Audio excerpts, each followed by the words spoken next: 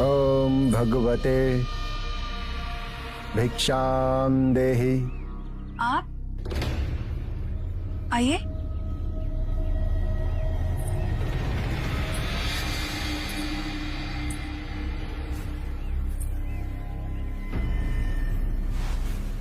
आपसे इतनी शीघ्र भेंट होगी ये हमने सोचा ना था। मैं भिक्षु बन के संघ में सम्मिलित हो गया हूं मन्विका। आपको संघ में प्रवेश दे दिया? इस दुनिया में दयालु लोग कभी कभी अपनी बड़ी हानि कर बैठते हैं। बहरहाल तुम पे मेरा एक ऋण है और अब समय आ गया है कि तुम अपना वो ऋण चुकाओ मन्विका। आपने जो मुझ पर उपकार किया है उसे मैं कभी नहीं भूल सकती। उसका ऋण मैं अवश्य चुकाऊंगी। हे ईश्वर, तूने मुझसे मेरा सब कुछ छीन लिया, इसलिए अब मैं तेरा संसार त्यागने जा रही हूँ। क्यों बचाया मुझे? क्योंकि आत्महत्या काहे करते हैं जिसने तुम्हें विवश किया इस कुएं में स्वयं को धकेलने के लिए। प्रतिशोध लो उससे। मैं उससे प्रतिशोध नहीं ले सकती। बहुत बड़ा मनुष्य है वो। स्त्री होके पुरुष को वश में नहीं कर सकती। पर कोई वशीकरण काम नहीं करता है। वो महात्मा है। कौन है वो? बुद्ध। बुद्ध? क्या किया है बुद्ध ने तुम्हारे साथ? मेरे सुखी संसार को आग में झोंक दिया उसने। मेरा पति जो मुझ पर प्राण निछावर करता था, उसके प्रभाव में आकर घर गृहस्थी मुझे छोड़कर एक भिक्षुक बन गया और जीते जी मार दिया है मुझे। पर तुम सुंदर हो, चाहो तो कोई और पुरुष तुम्हारा हाथ थाम सकता है। नहीं, एक नारी के नारीत्व का अपमान कर कर गया है वो। पूरे गांव में मुझे कलंकित कर दिया। सब सोचते हैं कि शायद मुझ में कोई दोष है। अगर मैं जी नहीं सकती तो मर तो सकती हूँ। जिसने तुम्हारा घर, तुम्हारा संसार विध्वंस करके रख दिया, चैन से जिएगा? हाँ, मैं एक निर्धन निर्बल स्त्री और कर भी क्या सकती हूँ? अरे स्त्री अगर चाहे तो लोहे को भी पिघला सकती है, और तुम कायर हो। कायर नहीं हूँ मैं। प्रतिशोध लेने की हिम्मत है तुम्हें? हाँ है, किंतु मुझे समझ में नहीं आ रहा कि मैं कौन सा मार्ग चुनूं। मार्ग मैं दिखाऊंगा, तुम वही करोगी जो मैं कहूंगा। बुद्ध से कैसे प्रतिशोध लेना है, आप बस मुझे इतना बताइए। प्रतिशोध तो ऐसा होगा मानविका कि बुद्ध स्वयं आत्महत्या करने पर विवश हो जाएगा। उसके भिक्षु उसे गालियां देंगे। प्रतिशोध तो ऐसा होगा कि तुम्हारा अपना पति तुम्हारे चरणों में गिरकर क्षमा की भीख मांगेगा। अब तुम्हें क्या करना है वो ध्यान से सुनो।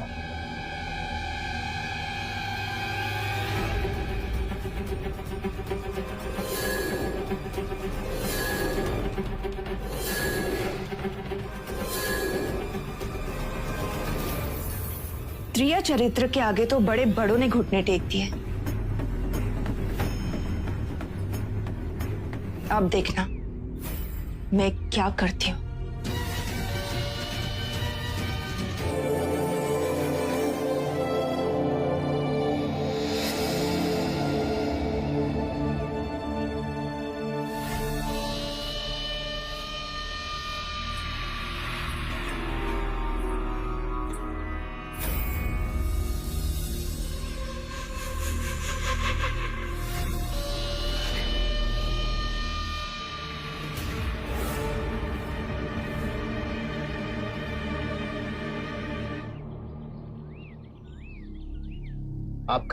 आपका परिचय?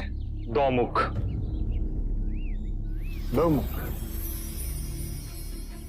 बंधु दोमुख, इस स्त्री के मन में बुद्ध के लिए कोई विशेष आदर है?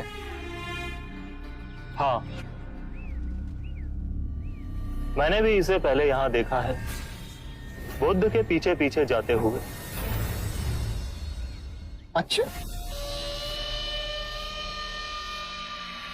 बड़ी विचित्र बात है, नहीं? क्या? एक स्त्री का इस तरह बार बार बुद्ध के समक्ष आना, उसके निकट आना।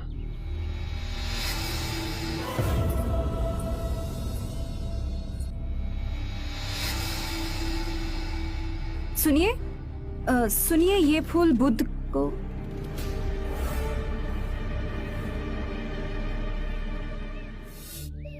सुनिए। आप यहाँ खड़ी खड़ी क्या कर रही हैं? मैं ये पुष्प बुद्ध को देना चाहती थी। मैंने इनको पुकारा भी था, किंतु इन्होंने सुना ही नहीं।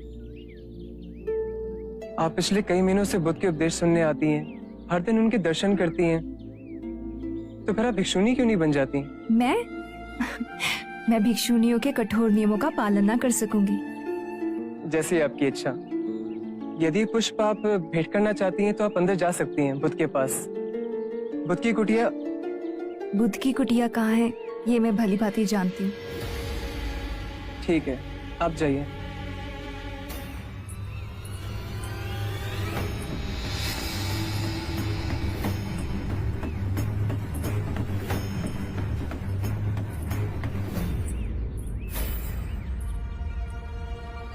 ये स्त्री बुद्ध की कुटिया की ओर क्यों जा रही है?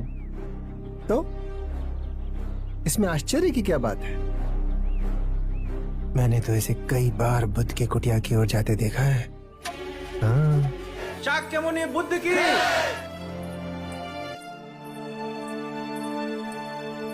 रुक जाओ, कौन हो तुम? इस तरह से राजसभा में आने का अर्थ समझती हो? आने के लिए विवश थी मैं इस भरी सभा में बुद्ध से कुछ प्रश्नों के उत्तर चाहती हूँ। तुमको जो कुछ भी कहना है बुद्ध के संग में जाकर पूछ सकती हो। चलिए आओ यहां से। कुलगुरु, पूछने दीजिए इसे, अगर बुद्ध को कोई आपत्ति ना हो। क्या पूछना चाहती हो तुम? मुनि गौतम, आप धर्म का बहुत उपदेश देते, आपका मान सम्मान भी बहुत है, किंतु आपको मुझ अबला की कोई चिंता नहीं, जिसे आपने गर्भवती बनाया है।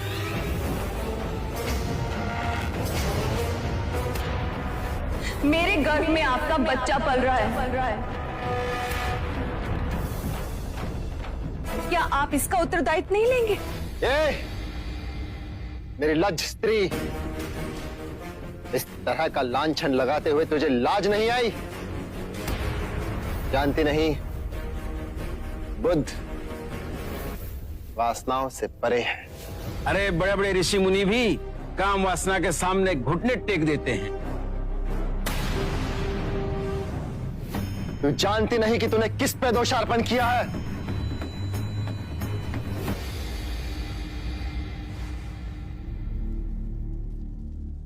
पुत्री,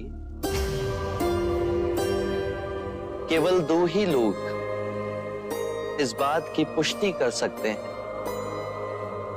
कि ये सत्य है या असत्य है, और वो हैं तुम और मैं।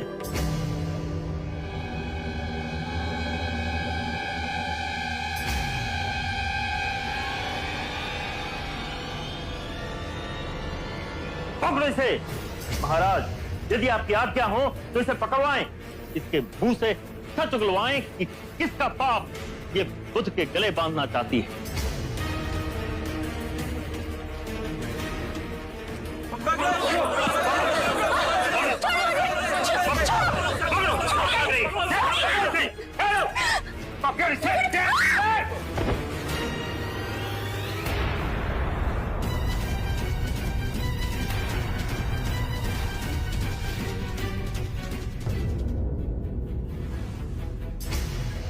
उन्हें हमारे बुद्ध पे ये झूठा लांछन लगाया।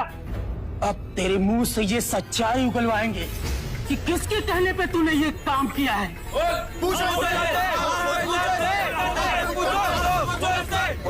ना होगा तुझे। पकड़ लो इसे। महाराज, कृपया कर इसे जीवन दान दें। इसके मन में पश्चाताप है। मैंने इसे क्षमा किया। आप बुद्ध हैं, महान आत्मा, पर इसने मगध के माननीय अतिथि का अपमान किया है। मुझे राजधर्म का पालन करना होगा।